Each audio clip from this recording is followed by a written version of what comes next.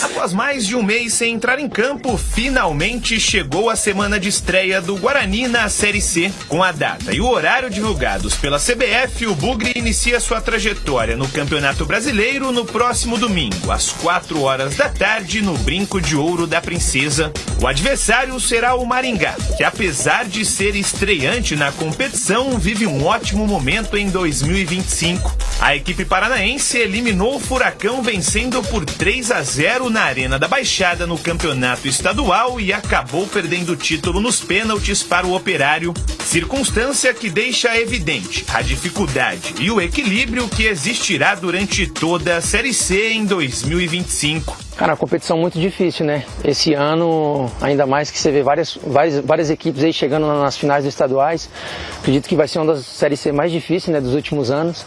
Mas a gente tem ciência disso, a gente tem trabalhado forte para fazer um bom campeonato. Emerson Barbosa chegou ao Guarani no meio do ano passado com certa desconfiança por parte da torcida. Vindo do Tombense, o lateral não conseguiu colecionar boas atuações durante a Série B e não se firmou na equipe titular. Mas com a saída de Jefferson, Emerson ganhou a posição e foi uma grata surpresa durante o Campeonato Paulista, sendo um dos melhores laterais da competição. Primeiramente agradecer a Deus, né? Por tudo que aconteceu na minha vida. Fico muito feliz e, dentre tantos jogadores de grandes clubes, né, eu estar com a melhor nota ali, com a maior média em várias coisas, chances criadas, em duelos. Fico muito feliz com isso. Agradecer também ao grupo, né, que sem eles não seria possível. Acredito que eu fiz um bom campeonato, mas nosso time todo foi bem. Antes de voltar de Águas Lindóia, Emerson e todo o elenco disputaram o último jogo-treino visando a estreia na Série C. A atividade contra o Pouso Alegre foi dividida em 3 tempos, com o Guarani vencendo o primeiro por 1-0 com gol de Anderson Leite. A segunda etapa terminou sem gols e na terceira a equipe mineira derrotou o Bugre por 1-0. Após o jogo-treino, a delegação voltou a Campinas e agora tem mais 6 dias de preparação antes do duelo contra o Maringá. Fora das 4 linhas, a diretoria alviverde segue de olho no mercado em busca dos últimos ajustes no elenco. Inclusive, nos últimos dias, o departamento de futebol encaminhou a contratação de Léo Couto, zagueiro de 25 anos do Porto Vitória do Espírito Santo. O atleta estava emprestado ao Náutico e disputou 12 jogos entre Copa do Brasil, Pernambucano e Copa do Norte. Léo Couto entrou em acordo com o Timbu para rescindir o contrato e deve ser repassado ao Bugre nos próximos dias. Além disso, a diretoria também busca um novo goleiro antes do encerramento da janela de exceção, visando encontrar um nome para ocupar o lugar deixado por Gabriel Mesquita, que está a caminho do Paysandu. Dá uma olhada aqui, datas e horários das 4 primeiras rodadas do Guarani na competição. Bugre estreia diante do Maringá. Primeira partida realizada no estádio Brinco de Ouro no dia 13. Ali está Marília, mas onde você está vendo Marília, veja Maringá. Brusque, Guarani e Orlando Scarpelli é o primeiro jogo fora, dia 20. Domingo, 16 horas. Caxias, Guarani, 2 jogos fora em sequência. Lá no Centenário, dia 27. E o Guarani pega o Botafogo da Paraíba no dia 3. Dia 3 do 5, né? Sábado às 4 da tarde. Então a CBF tinha como obrigatoriedade o lançamento da tabela básica. O último dia era na sexta-feira. Claro que horários serão modificados, ainda há a possibilidade da confirmação da TV. A Band está na parada. E aí os horários serão adaptados para atender a televisão. Mas, por enquanto, a tabela lançada pela CBF é justamente essa tabela. O desmembramento vai acontecer depois. Mas essa é a tabela básica. As 4 primeiras rodadas, não é que o Guarani foi privilegiado, não é isso. Mas pelo menos não vai precisar ir para Paraíba jogar contra o Botafogo, né? Os 2 jogos são no sul do país aí. Tem o Brusque e o Caxias. O problema é que existe um intervalo entre uma partida e outra, né, Batista? O ideal qual é? Para a logística, É o time jogar no final de semana contra o Brusque e ficar por ali. Mas isso não vai acontecer porque os custos são muito altos, né? Mas essas 4 rodadas, independente do dia, do horário, essa coisa toda, em termos de adversário e de logística, eu acho que tá legal para o Guarani. Recebe em casa, na abertura, o Maringá, depois sai Brusque, Caxias e depois recebe o Botafogo da Paraíba. Até aí, beleza. O duro é quando encavala, por exemplo, um jogo que você faz em Campinas, depois tem que atravessar o país. Não é? Então, nesse primeiro momento, eu acho que essa tabela tá legal para o Guarani. Na teoria, né? Na prática tem que ir lá e jogar bola. Às vezes o time viaja 2 dias seguidos e vai lá e joga bem. E às vezes uma viagem de 300 quilômetros joga mal. Isso é... Antes do jogo eu concordo. Eu acho que tá... Assim... Tá mais ou menos bem dimensionado para não arrebentar demais com a questão de desgaste com viagens. E a expectativa passa a ser gigantesca, né? A gente vem aqui há 45 dias... tricotando para saber como é que vai ser, qual vai ser a plataforma tática, quais os reforços que ainda vão chegar, os que chegaram estão em condições de estrear, os que estavam contundidos estão na ponta dos cascos. O caso do Guarani, por exemplo, o Giovani, que pintou muito bem no meio de campo, mas teve uma contusão rápida, né? Logo em seguida, acho que jogou 2 partidas só e depois não jogou mais no Campeonato Paulista, que aliás é muito curto e muito rápido. Então, expectativa muito grande e previsão, claro, o Guarani sabe disso, de dificuldades contra o atual vice-campeão paranaense da Série A1 deles lá, que é o Maringá, que vem aí subindo, vem com uma estrutura legal, já vem aí bem posicionado em termos de participações, passando de fase em fase na Copa do Brasil, e vai ser um adversário terrivelmente difícil para o Guarani. Maringá vem para sair, para jogar, nós vamos ter a semana aí para debater, depois com o provável time do Guarani que vai a campo, quais serão as peças efetivamente que o Maurício Souza vai poder contar, mas é uma semana que não vai passar nunca mais, ela vai passar numa lentidão. Não acaba mais essa semana pela ansiedade que todos nós estamos, e principalmente o torcedor do Guarani, para ver o time de volta num jogo oficial. Não contra o Monte Azul, né? Que foi o jogo treino, em 3 tempos, o Guarani empatou. Pouso Alegre. Pouso Alegre? É. Pouso Alegre, verdade. Você me derrubou, hein? Verdade, a culpa é minha. Você falou Monte Azul, isso aí você fez de propósito. Não. Desinformado. Não é desinformado, eu acabei de ler no ar isso. Eu que troquei mesmo, me perdoe. Pouso Alegres foram 3 tempos, né? Como a matéria nossa ali. E vem mal-humorado de segunda-feira, né? Vem. Abarca. E vem com a caçola alta, qualquer hora ele vai ver só. O dia que ele chutar essa lata, ela voltar em alta. Pouso Alegre e o Monte Azul, o Guarani não ganhou, empatou 1-1.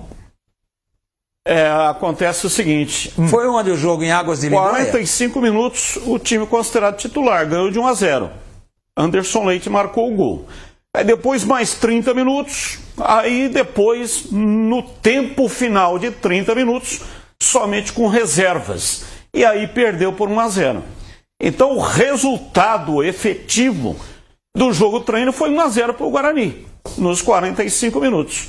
Aí no último tempo, no tempo final, 30 minutos, ele perdeu por 1-0 com reservas. Tá valendo. Prática boa, foi em Águas de Lindóia? Foi no Oscar. Foi lá no Oscar, campo maravilhoso, estrutura sensacional, e movimentou os caras, deu jogo, deu um pouco de ritmo de competição, se bem que o jogo treino não é a mesma coisa de uma partida valendo os 3 pontos, mas movimenta muito mais, exige muito mais e propicia muito mais que seja feita a observação do que no vai coletivo. Disputar a Série D de dados. Você não vai fazer a famigerada pergunta para nós dois? Qual pergunta você quer fazer? Qual a importância do resultado, se isso para a estreia muda alguma coisa? Ô, CH, qual a importância do resultado que o Guarani venceu o Pouso Alegre por 1-0? Não muda absolutamente nada. Vencer é sempre bom. Empatar é melhor que perder. Mas para a estreia, se o time está pronto, se tem qualidade para a Série C, não significa absolutamente nada. Olha, tenho aqui a folha salarial. Claro que isso aqui deve mudar, né? Porque Aí no decorrer da competição, por exemplo, a data final para inscrição de novos jogadores que disputaram os estaduais ou que estão sem clubes é dia 11. Mas, por enquanto, a folha salarial, 6 clubes estão com valor igual ou superior a R$1 milhão. Ponte Preta, 1.400.000. Botafogo da Paraíba, 1.250.000. Retrô de Pernambuco, 1.200.000. Náutico, Pernambuco, 1.200.000. São Bernardo e Tombense, os 2 últimos com custo do elenco de R$1 milhão. E depois vem um segundo bloco puxado pelo Guarani, cujo custo do elenco é de R$900 mil. Isso, inclusive, confirmado pelo presidente Rômulo Amaro, que deu entrevista exclusiva à Rádio Bandeirantes. E aí é o seguinte: Londrina e CSA, investimento de 700 mil cada. O Figueirense tem um planejamento que chega aí de 720 mil mensais para disputar a Série C. No começo do ano, esse time do Figueirense era de 600 mil, então ele fez algumas contratações, é o primeiro adversário da Ponte Preta, nós estamos falando no Guarani, 720 mil reais. Mas vai disputar o campeonato Figueirense, por enquanto, amparado por uma liminar que deixa pendurado, por enquanto, em suspenso, subjúdice, um pedido de falência.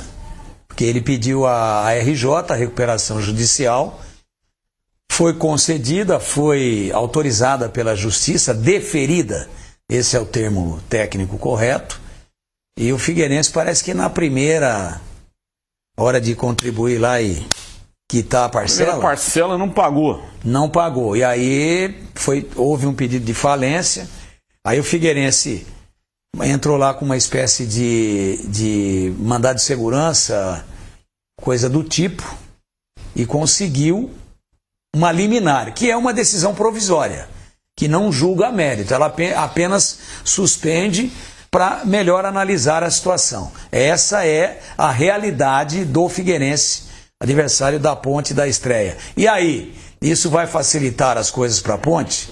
Absolutamente não. Mas é um clube que, como tantos outros, inclusive os nossos aqui, que vive um momento terrível no seu aspecto administrativo e financeiro. Opinião sobre o jogador que está chegando aí, zagueiro Léo Coutro.